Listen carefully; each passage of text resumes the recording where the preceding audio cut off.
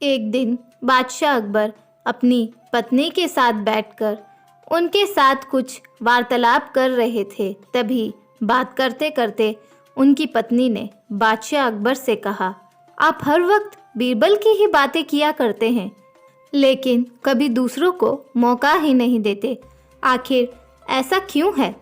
बादशाह अकबर ने जवाब में कहा, एक राजा को सबसे बेहतरीन वजीर की सलाह लेनी चाहिए और उसकी बातें ज़रूर माननी चाहिए, और बीरबल मेरा सबसे बेहतरीन और समझदार वजीर है, इसीलिए मैं हमेशा उसकी बातें माना करता हूँ।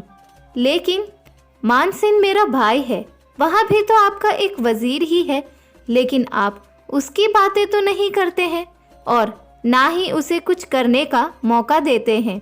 उसे भी कम से कम कुछ करने का मौका तो दीजिए ताकि वह खुद को साबित कर सके। बादशाह अकबर की पत्नी ने बादशाह अकबर से आग्रह किया। ऐसे में बादशाह अकबर ने अपनी पत्नी से कहा, ठीक है, मैं दोनों को ही एक साथ ईरान के दौरे पर भेजता हूँ। उस दौरे में यह साबित हो जाएगा कि दोनों में से कौन सबसे ज़्यादा समझदार और काबिल है। जैसे ही अगला दिन हुआ, सब दरबार में पधारे। दरबार में बादशाह अकबर ने मानसिंह और बीरबल को बुलाया। मानसिंह और बीरबल, दोनों यहाँ मेरे पास आओ। दोनों बादशाह अकबर के पास गए और उन्होंने पूछा, क्या बात है जहाँपना, हम आपके लिए क्या कर सकते हैं? मैं चाहता हूँ कि तुम दोनों ईरान के दौरे पर जाओ और वहाँ मेरा संदेश पहुँचाओ। जी हुजूर, जैसा आप कहें, हम ईरान के दौरान पर ज़रूर जाएंगे और आपका संदेश वहाँ तक पहुँचाएंगे। मानसिंह ने बादशाह अकबर से कहा। वही बीरबल ने बादशाह अकबर से पूछा, हमें ईरान कब जाना होगा? तुम्हें कल ही ईरान के लिए रवाना होना होगा, बादशाह अकबर ने जवाब दिया। अगले दिन होते ही मानसिंह और बीरबल ईरान के लिए रवाना हुए। उन्हें ईरान पहुंचते पहुंचते बहुत लंबा समय लगा, लेकिन अंत में ईरान पहुंच ही गए। ईरान पहुंचते ही उन्हें वहां के राजा के सामने पेश किया गया। राजा ने दोनों को देखकर कहा, आओ आओ, मैं आप दोनों का ही इंतज़ार कर रहा था। राजा मानसिंह और राजा बीरबल, आप दोनों का यहाँ स्वागत है। आप दोनों बादशाह अकबर के खास और इसीलिए आप दोनों हमारे भी खास मेहमान हैं। आपका बहुत बहुत शुक्रिया। हम यहाँ बादशाह अकबर का एक पैगाम लेकर आए हैं। दोनों ने ईरान के राजा से कहा, अच्छा, ज़रा लेकर आओ, क्या है वहाँ पैगाम? हम इसे पढ़कर देखते हैं, राजा ने कहा। इसके बाद बीरबल ने ईरान के राजा के बादशाह अकबर का पैगाम दिया। राजा ने पैगाम खोला और उसमें लिखा था कि मानसिंह और बीरबल दोनों को फांसी पर चढ़ा दिया जाए।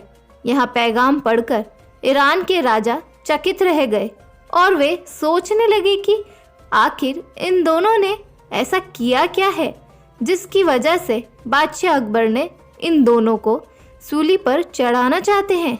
फिर ईरान के राजा ने अपने सैनिकों को आदेश दिया, सैनिकों, इन्हें बंदी बना लो, इन्हें कल फांसी पर चढ़ाएंगे क्योंकि यहाँ बादशाह अकबर का आदेश है।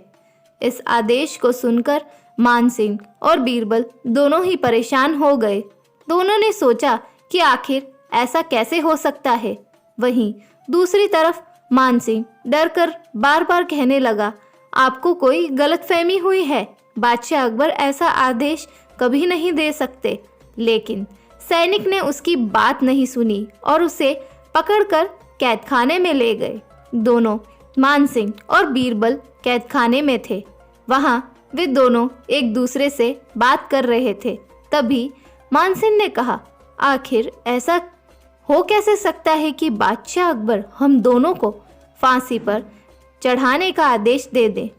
वहीं बीरबल ने मानसिंह को शांत करने की कोशिश की और उससे कहा, तुम शांत हो जाओ और चिंता मत करो, ज़रूर ही बादशाह अकबर कुछ साबित करना चाहते होंगे, इसीलिए उन्होंने ऐसा आदेश दिया। इसके बाद बीरबल ने मानसिंह को आगे की तरकीब बताई और उससे कहा कि हमें अगले दिन क्या करना है।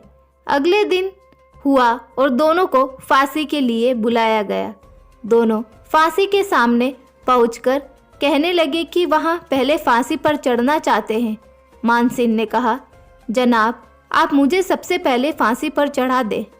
यह देखकर ईरान के राजा ने दोनों से पूछा, आखिर तुम चाहते क्या हो? तुम पहले क्यों फांसी पर चढ़ना चाहते हो?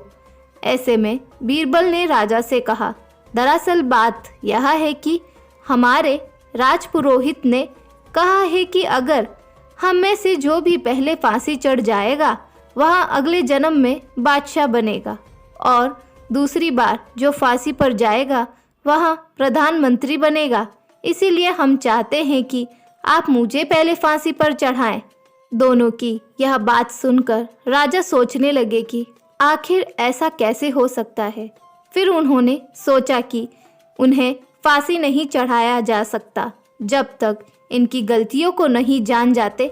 ऐसे में उन्होंने अपने सैनिकों को आदेश दिया कि इन दोनों को छोड़ दिया जाए। इसके बाद दोनों अपने देश वापस लौट आए। मानसिंह और बीरबल दोनों दरबार पर पहुंचे। वहीं मानसिंह ने बादशाह अकबर से पूछा, आपने हमें मरने का पैगाम कैसे दिया? हमने आखिर ऐसा क्या किया था? अकबर ने कहा, चिंता मत करो, मैंने तुम्हारी परीक्षा लेने के लिए ऐसा किया था, लेकिन मैंने साथ ही में एक और सैनिक भेजा था जिसके पास दूसरा पैगाम था कि अगर वे तुम्हें फांसी पर चढ़ाएंगे तो तुम्हें वहां से हटा लिया जाएगा। इसके बाद बादशाह ने उन दोनों से पूछा, आखिर तुम वहां से बचकर कैसे आ गए? तब मानसिंह ने पूरी बात बताई और अंत में मानसिंह ने कहा, बीरबल की वजह से ही हम वहां से बचकर आए हैं, नहीं तो हम नहीं बच पाते। इस तरह से यहाँ साबित हुआ कि बीरबल सबसे समझदार है।